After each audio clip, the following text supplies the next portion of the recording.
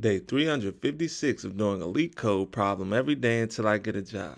All right, y'all, we're back again another day, another LeetCode problem where we're doing daily LeetCode problems. And today we have question number 99, recover binary search tree. The difficulty level is medium, but don't worry because you already know we're going to keep the solution as simple and easy to understand as possible. But before we get started, y'all, don't forget to like, comment, and subscribe. And if you need any new Apple AirPods, go on and check out that link in the description so you can get you some. Now let's see what the question says. You are given the root of a binary search tree, BST, where the values of exactly two nodes of the tree were swapped by mistake. Recover the tree without changing its structure. All right, y'all, so I can understand how they're not giving us much to go by just by reading the question. So let's go ahead and take a look at these examples just to make sure that we are doing this problem correctly. So in example 1, we have the root equals a binary search tree 1, 3, null, null, and 2, which is represented over here on this side. Then the output is a binary search tree 3, 1, null, null, and 2, which is represented by this picture over here. Now, when we're dealing with binary search trees, we have to understand that there are rules that we have to follow when we're dealing with binary search trees. And one of those rules is every subtree to the left needs to be smaller than this root node, and every subtree to the right needs to be greater than this root node, right? So as we can see just off the top that when we come to the left of this root node, which is 1, we go to the left and it goes 3. That is not a binary search tree. That is not how a binary search tree works because 3 is greater than 1. If all of the values greater than this root node should be on the right side. So, but as you can see, if we swap these two and we come over to this picture, now it's a 3 and a 1. Now this picture represents a correct binary search tree because when we come to the left subtree of this root node 3, we come to the left, everything on the left is less than 3, which is how a binary search tree is supposed to work. So once again, the explanation says 3 cannot be a left child of 1 because 3 is greater than 1. Swapping 1 and 3 makes the binary search tree valid. So we just want to find the two nodes that we need to swap to create a valid binary search tree. As you can see, this first example on the left side is not a valid binary search tree because 3 is greater than 1, which means 3 should not be in the left child of 1. So let's go and take a look at example 2 just so we could really bring this home and make it make sense a little bit more. So in example 2, we have the input root equals a binary search tree 3, 1, 4, null, null, and 2. The output is 2, 1, 4, null, null, and 3. So as you can see in this picture, the explanation says 2 cannot be in the right subtree of 3 because 2 is less than 3. Swapping 2 and 3 makes the BST valid. So once again, as you can see, we on this subtree right here, the non-valid subtree in example 2, we have 3 as the root node. We come to the right, it's a 4, that's good. But then we come to the left child of the 4 and it's a 2. The 2 cannot be on the right subtree of 3 because 2 is less than 3, which means 2 has to be on the left subtree of 3 in order for it to be a valid binary search tree. However, if we swap 2 and 3, now we have a valid binary search tree because we have 2 at the root. We come to the left child and that's 1. That fits the requirement because 1 is less than 2. Then we come to the right subtree and we come to the right child was 4. That works because 4 is greater than 2. Then we come to the left side of 4, the left child of 4, and put a 3, which is still valid because all of this is still on the right subtree of 2, right? And every element over here on the right subtree of 2 is greater than 2, and that's what makes it a valid binary search tree.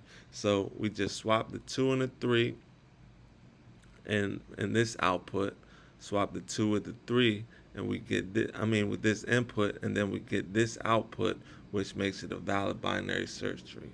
So now that we understand the question, y'all, let's get into the fun part, actual solution. Solution's not going to be that difficult at all, so let's get started. Now, the first thing we need to do is we need to create two variables that will eventually point to the two nodes that were swapped by mistake. So to do that, we're going to start outside the function, but it's still inside the class, and we're going to say declare private var, and we'll call this one first. Excuse me, y'all. First colon, and that's going to be a tree node. Put the question mark at the end. Then we're going to do another private var. This one called second colon, and that's going to be a tree node as well. Once again, these are going to eventually point to the two nodes that we need to swap. Now we need to keep track of the previous visited node when we do our in order traversal, which we'll get to later on. And so now we need to initialize to the smallest possible value so it won't interfere with any comparisons that we do. So we're just going to say private var prev, and we'll set that equal to a tree node. Then we're going to open up the parentheses and we're going to set it to the smallest possible value once again so it doesn't interfere with any comparisons. And this is going to keep track of the previous visited nodes when we're doing our traversal. Boom. Now we need to create a function for in order traversal. It's going to be a helper function. So we could just say come outside the main function. This is the main function. We're coming outside of the main function. We're going to create our helper function. It will be a private func. We could call it traverse. It's going to be an in order traversal. So we could just call it traverse, open up the parentheses, underscore root, colon, pass in the tree node. Boom, question mark at the end. Then we're going to come outside of that parentheses and we're going to open up the brackets. Boom. Now we need our base case to handle if the node is nil, then we could just return. So we're going to say guard let root equal root, else we could open up the brackets and return, just like that. Now we need to traverse the left subtree. So for that, we're going to call the function traverse, a little recursion here, and we're going to open up the parentheses and say root dot left, just like that. Now, if we're traversing and we come across the first anomaly,